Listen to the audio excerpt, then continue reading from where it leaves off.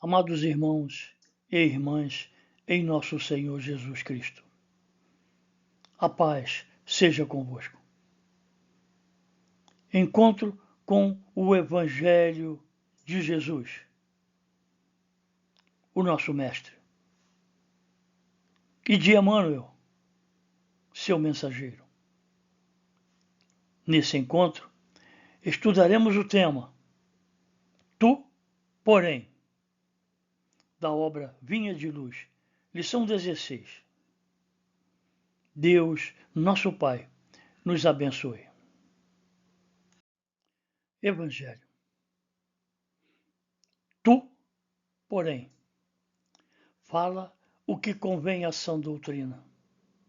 Palavras de Paulo, na sua Epístola a Tito, capítulo 2, versículo 1. Toda a gente fala. O mundo está cheio de falatórios por todo lado. A palavra é gerada sobre as mais diversas circunstâncias da vida. E nós falamos. E nós somos cristãos. Mas será que a nossa fala, como cristãos, discípulos de Jesus, é como a dele? Ou pelo menos, como convém à sã doutrina? Estudemos. Desde que não permaneças em temporária inibição do verbo, serás assediado a falar em todas as situações. Temos uma vida social, religiosa, profissional. Somos mudos? Nós não. Portanto, irmãos, diante de nosso quadro existencial, seremos sempre e em todas as situações e em nossos relacionamentos assediados a falar. As forças do mundo convocar-nos-ão ao uso do verbo. Quem? Quando? Onde? Convocar-te-ão à palavra os que desejam ser bons e os deliberadamente maus. Os cegos das estradas sombrias e os caminheiros das sendas tortuosas. Os que desejam ser bons, estes se aproximarão de nós com boas intenções. Nobreza de caráter, sinceridade, e nos falarão de paz, de amor, persuasão ao bem, convidando-nos às expressões nobres do caminho nas lições do Evangelho, da boa ciência, da boa filosofia. Com estes, a palavra será sempre sadia, sem sombras da malícia, da maledicência, da intriga, das futilidades. Os deliberadamente maus. Deliberadamente significa de maneira proposital, em que há intenção. Ou seja, aqueles que com intenções malévolas convidam-nos ao verbo maldoso, calunioso, maledicente, com intenções pérfidas de nos envolver nas trevas de sua vida. Vida abominável e contaminar-nos com suas energias malsãs. Os cegos das estradas sombrias. Os que não veem o mal em si mesmos. Percorrem os caminhos sombrios da vida sem se darem conta dos erros e do mal que praticam. São cegos, como nós éramos no passado. distraídos e indiferentes para com as leis divinas da vida. Caminham rumo ao precipício e querem nos levar com eles. Os caminheiros das sendas tortuosas são os que, na vida, apresentam-se contrários à verdade, à lisura, à justiça, são insinceros, corruptos, desonestos e, nas suas palestras, querem induzir-nos a ser como eles, partilhar-lhes os erros e caminhar com eles pelas mesmas vias sombrias que percorrem. Vigiai e orai, para que não entreis em tentação. Mateus 26, versículo 41. Corações perturbados pretenderão arrancar-te expressões perturbadoras. Os que se encontram na perturbação, na confusão, no tumulto, na desordem, com seu mundo íntimo agitado e sombrio, cruzam conosco pela vida e tentam envolver-nos e arrastar-nos às mesmas expressões perturbadoras. Envolvemo-nos com eles, cedemos à sua perturbação. Caluniadores induzir-te-ão a caluniar. Aqueles que atingem alguém em sua reputação, na sua honra, com acusações falsas que difamam. Esses são os caluniadores. Temo-los ao nosso lado. Conhecemos alguém? Tentarão induzir-nos também ao verbo calunioso. Mentirosos levar-te-ão a mentir. São os que vivem contando mentiras, os que buscam enganar outra pessoa. São falsas, traiçoeiras. Caímos em seus engodos, cedemos às mentiras e participamos delas. Levianos tentarão conduzir-te à leviandade. Leviandade, palavra de grande significação para todos nós. Somos espíritos imperfeitos e, na generalidade da raça humana, a leviandade, que é comportamento milenar das almas ignorantes, ainda caminha ao nosso lado pela vida.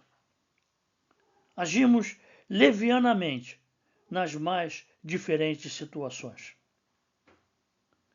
A leviandade não é uma injúria, uma ofensa, uma agressão verbal.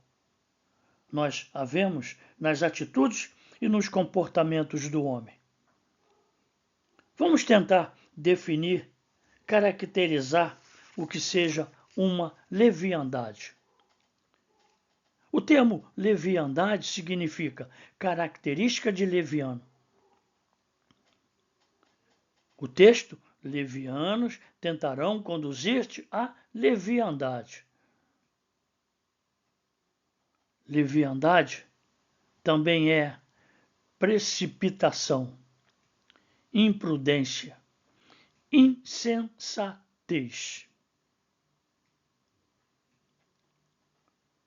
O que é ser precipitado? Aquele que se comporta de maneira impulsiva.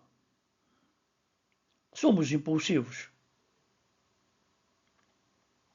Aquele que age sem reflexão. Reflexão significa ação ou efeito de refletir, meditar muito, pensar excessivamente. Ainda significa também atenção aos eventos da consciência e ao plano das ideias. Pensamento ou análise detalhada sobre um assunto, sobre si próprio, sobre algum problema. Somos nós, é o nosso retrato. Agimos com reflexão ou sem reflexão, o que nos tornaria levianos. Imprudente, aquele que age sem prudência. Prudência, aquele que age de maneira a evitar perigos ou consequências ruins. Somos prudentes em nossas ações no mundo? Ou imprudentes na maioria das vezes? Insensato, que não possui bom senso. Bom senso significa forma sensata e equilibrada de decidir e julgar, razoabilidade. Somos sempre razoáveis? Temos sempre bons sensos? Somos equilibrados em decidir ou julgar? Acho que já podemos responder a essa pergunta. Somos levianos? Nós, espíritas, precisamos ainda mais de maior preocupação em combatermos em nós a leviandade. Por quê? Em todas as reuniões de homens, os espíritos estão presentes, influenciando-nos nas decisões a serem tomadas, na condução das tarefas, no planejamento das ações, interferem em nossos pensamentos e ações. Não é o que a doutrina nos ensina? Bom, estudando Kardec no Livro dos Médiuns, aprendemos a lei de afinidade e sintonia, onde semelhante atrai semelhante. Assim, Kardec nos adverte: em uma reunião de homens levianos, somente espíritos levianos comparecem. Os de bom senso afastam-se. Todo espírita conhece esta verdade. Portanto, se somos levianos, o que podemos esperar de nossa obra na doutrina? Ironistas buscarão localizar-te a alma no falso terreno do sarcasmo. Ironismo, inclinação para usar frequentemente a ironia. Usamos ou conhecemos alguém que use, que tenha essa índole íntima? Consiste também em dizer o oposto do que se quer realmente falar.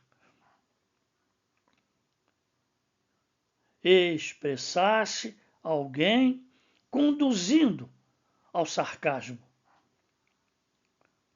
Sarcasmo, irmãos, é a ironia insultuosa, zombaria que busca ofender, que ofende, palavra dita com a intenção de zombar.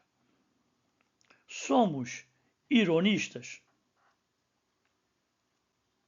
Irmãos, diante do quadro apresentado, trazemos em nosso mundo íntimo estes sinais perturbadores da alma.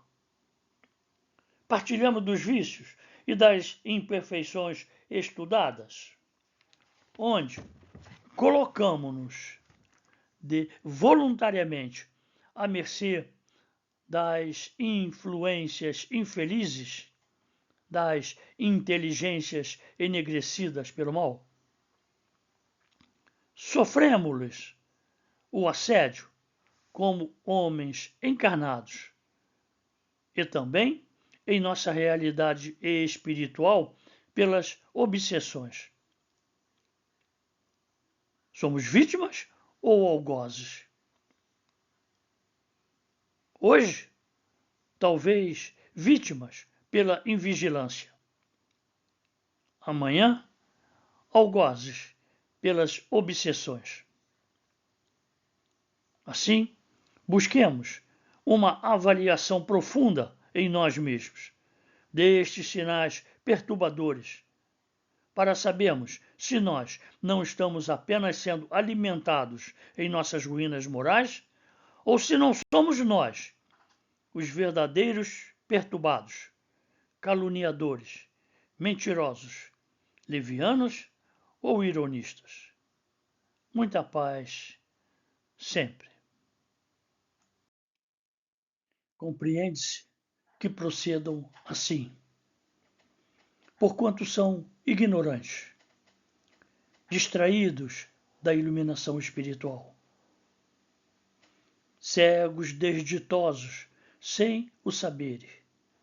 Vão de queda em queda, desastre a desastre, criando a desventura de si mesmos. Os ignorantes exigem nossa compreensão, sem que precisemos endossar-lhes o erro, compartilhando-lhes o mal em suas palestras insanas. Vivem distraídos da sua realidade espiritual. Não sabem o que são, de onde vieram, por que estão aqui e para onde vão, com as consequências naturais de suas ações na vida.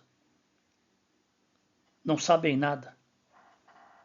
São cegos infelizes, dignos de piedade e não de revolta, ódio ou quaisquer outras atitudes descaridosas, e nem de cumplicidade. Caem hoje, amanhã e sempre. E enquanto persistirem na cegueira e na posição infeliz em que se comprazem, enfrentarão sempre a desventura na forma de desgraças, infortúnios, infelicidades, tristezas, angústias e prejuízos. E nós? Somos ou nos consideramos desventurados?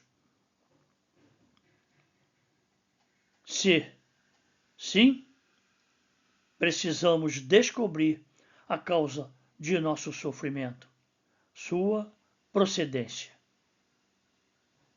Por quê? Para quê? Para que possamos curar a cegueira da alma que nos impede de ver e corrigir o mal que trazemos em nós. Tu, porém, que conheces o que eles desconhecem, que cultivas na mente valores espirituais que ainda não cultivam.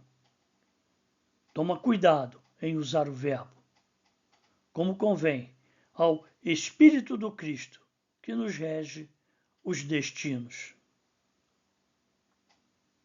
Agora, há advertência para todos os cristãos, em especial para os espiritistas cristãos. Eles são ignorantes. Encontrarão justificativa em sua ignorância. Os que conhecem, sabem da verdade, os cristãos, os espíritas, esses não. Poderemos agir como se não soubéssemos, ou seja, sabemos e não vivemos em nossos pensamentos e atos os valores elevados de nossa educação espiritual, o que, em realidade, é loucura, insensatez, o que nos torna levianos ou loucos. Receber as sementes divinas e não cultivá-las é jogar fora todos os recursos sagrados e as bênçãos que a providência divina nos envia diariamente, sob a égide do Cristo de Deus. Tomemos então muito cuidado ao usar o verbo nas conversações e palestras junto aos nossos irmãos de humanidade. Recorramos às lições do Evangelho de Jesus. Seja o vosso falar, sim, sim, não, não. Porque o que passa disso é de procedência maligna. Mateus, capítulo 5, versículo 37. O grande apóstolo Paulo, o apóstolo dos gentios, entendendo a lição do Evangelho perfeitamente, apregou: não saia de vossa boca nenhuma palavra torpe, mas só a que for boa, para promover a edificação dos que a ouvem. Efésios, capítulo 4, versículo 29. Falar como convém ao Espírito do Cristo. É isto o que se espera de seus discípulos, de todo cristão.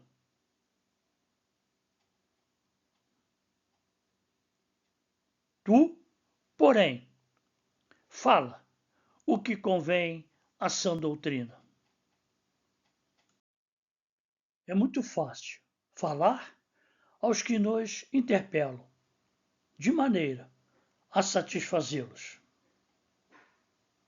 Se nós fizermos uma análise sincera de nossa participação nas palestras do mundo, veremos que em nossa consciência existe sempre a preocupação de atender e satisfazer o que nos interpela. Isto é fácil, nos fala o texto da lição.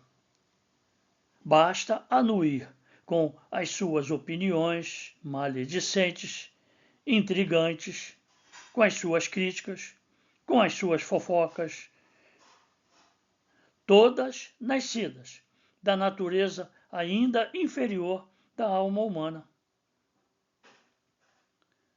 No Evangelho existe uma lição muito interessante. A boca fala daquilo que o coração está cheio. Refletimos e refletiremos sempre em nossas palestras as qualidades íntimas de nosso coração. E aí? Sorrimos e concordamos. E o que é pior? Alimentamos e participamos loucamente da conversação insana.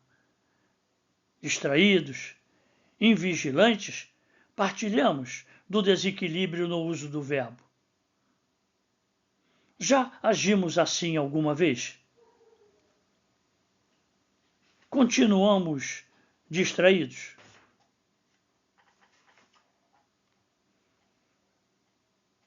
Não é difícil replicar-lhes como convém aos nossos interesses e conveniências particulares. Por quê? Porque sempre colocamos nossos interesses e conveniências em movimento quando surge uma oportunidade de o fazermos.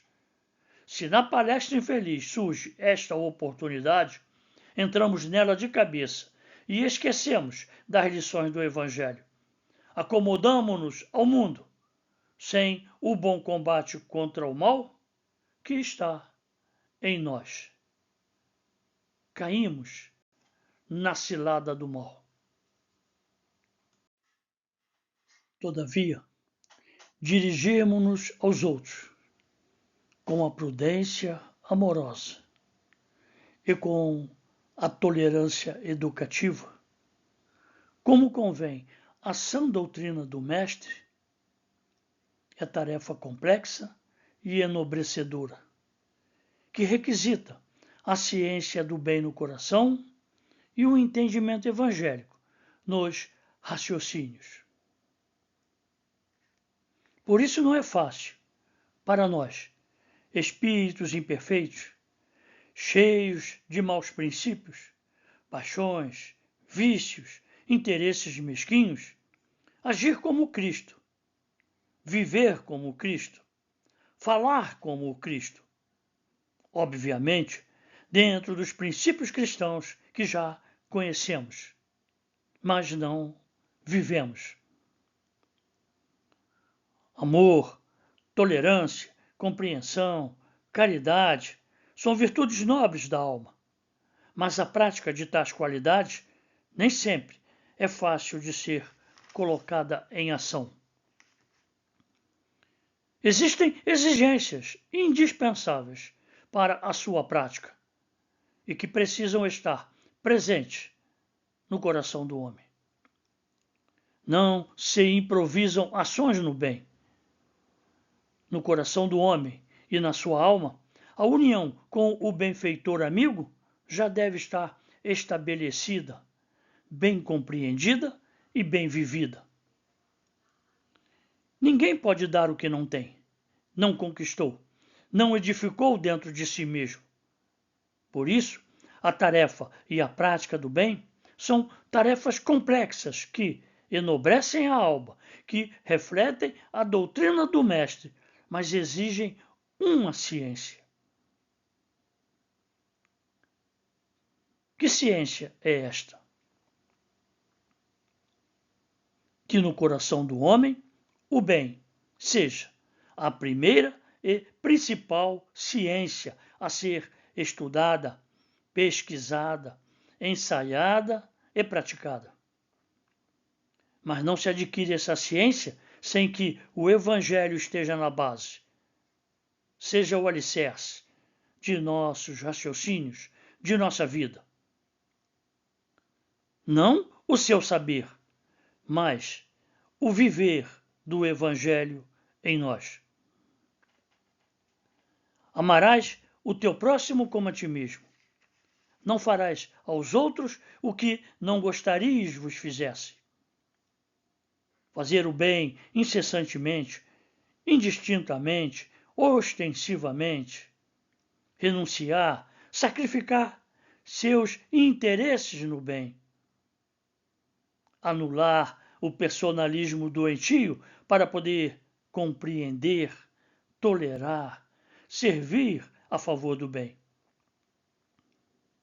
Dirigirmos-nos a qualquer de nossos irmãos de humanidade como o Cristo de Deus nos ensinou, recebendo-os, aceitando-os como são, compreendendo-os, tolerando-os, amparando-os, servindo-os e amando-os, falando aos seus corações, como convém, a sã doutrina. Que os ignorantes e os cegos da alma falem desordenadamente, pois não sabem, nem veem, e podemos ainda acrescentar, são surdos, estão mortos ou adormecidos na vida. Agem na palavra como loucos e insensatos, perturbados, caluniam, mentem, são levianos, irreverentes, gozadores.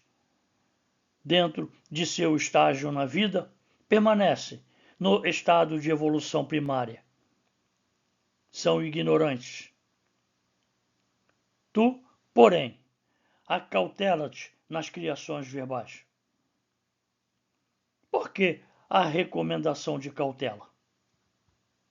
Cautela significa excesso de cuidado. Interessante a palavra excesso, porque são realmente necessários os excessos, os esforços mais apurados da alma, nos anseios do bem, para que possamos anular o mal, resistir às tentações. todo cuidado é pouco. Criações verbais são forças de nossa alma que nascem de nosso coração. São postas em movimento conforme nossos interesses. Refletem nossas criações íntimas no bem ou no mal e influenciam nossos irmãos, levando-os a agir conforme nossa influenciação. Portanto, somos responsáveis por esta força, pela influência exercida por ela, tornando-nos agentes do bem ou do mal. Por isso, a cautela, o excesso de cuidado necessário para não agirmos no mal. Como quem não se esquece das contas naturais a serem acertadas no dia próximo. Aí a razão da cautela, a prestação de contas, que todos nós seremos constrangidos a prestar, queiramos ou não. A morte não nos exonera do mal, muito pelo contrário. A prestação de contas é obrigatória para cada filho de Deus. As contas apresentadas serão submetidas ao crivo da justiça divina e a cobrança não se fará esperar. Esta preocupação a que devemos ter quanto à obrigatoriedade na prestação de contas e nas consequências para nós diante da justiça incorruptível, infalível, inexorável, é que deve prevalecer em nossa consciência quanto às lições do Evangelho que nos chegam.